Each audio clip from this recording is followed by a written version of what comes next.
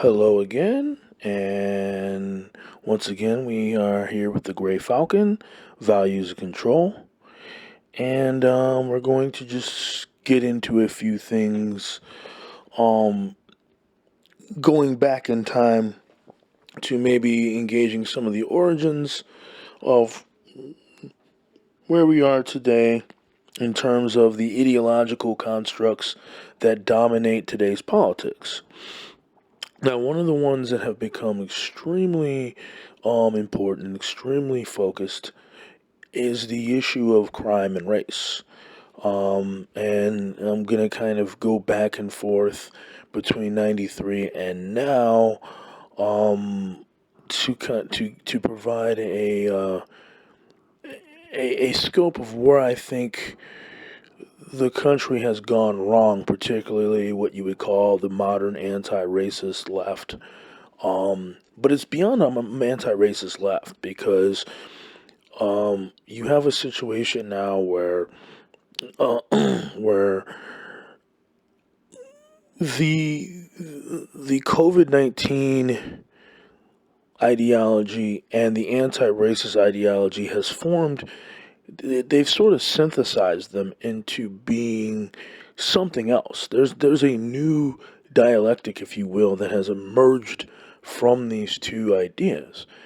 And I don't know what the name would be for it, but if you look at the data, the people who voted for Joe Biden, and this is interesting because Joe Biden made up substantial ground with white men.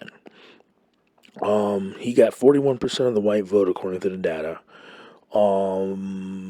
And he gained, looks like he gained about 6 or 7 points, and Donald Trump lost 2 points. So he made up about a 9 or 10 point margin with white men and lost ground with almost every other group.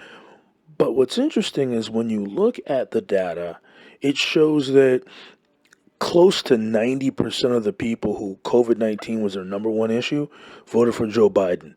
Somewhere around in the 80% range who wanted to engage racial matters as a top cause voted for Joe Biden. The majority of people who felt like the police were racially biased voted for Joe Biden. So the anti-racism ideology was a driving force in who became the president-elect of this period. And I think it's important to not just simply focus on how race is perceived now, because I believe that this is the crescendo of the racial ideology conversation that was started in 1993. To me, 1993 is a critical period in today's modern racial identity because it was the year before the crime bill was really pushed through, or the crime bill era was created. You know, you're talking about 94 to 96.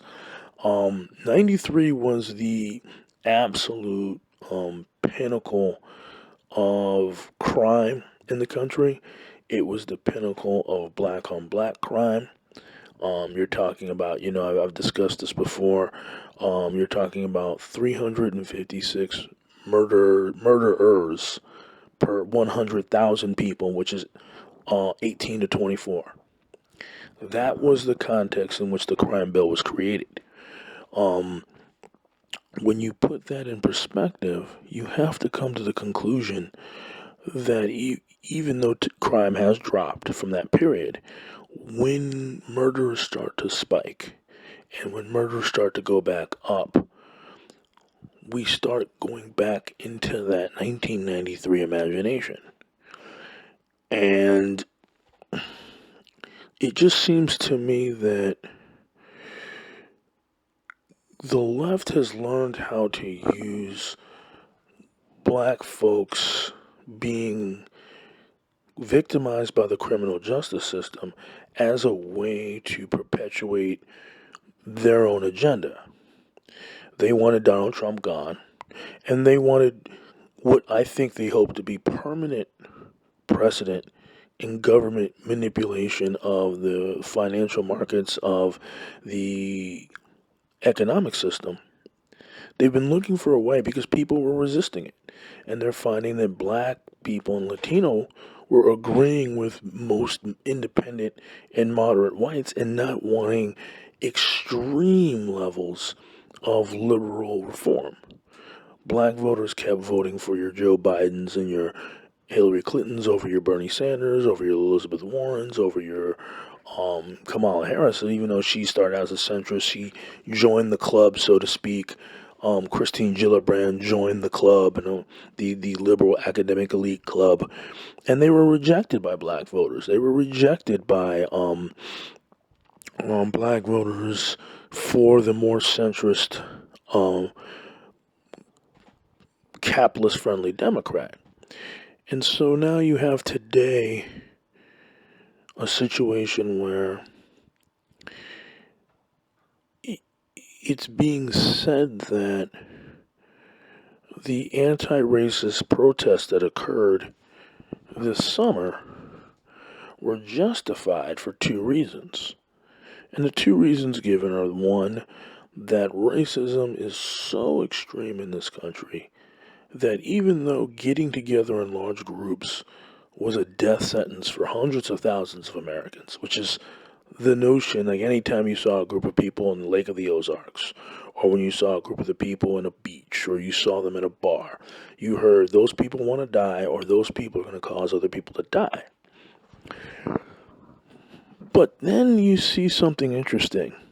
1,200 health experts who supposedly were placing health over ideology or politics this whole time write a letter saying that hundreds of thousands of people a day getting together in the streets around the country was not a sufficient enough threat to public health that we should be talking about stopping it. And there is Dr. Hussein, who's one of the people, she's an infectious disease expert. And what she said was racism was basically what she said was racism was so bad that it was almost, what she said was it was almost a bigger problem than the virus. Now, this is an infectious disease expert, an epidemiologist, saying that this thing that we are dealing with, COVID-19, that is so deadly that we need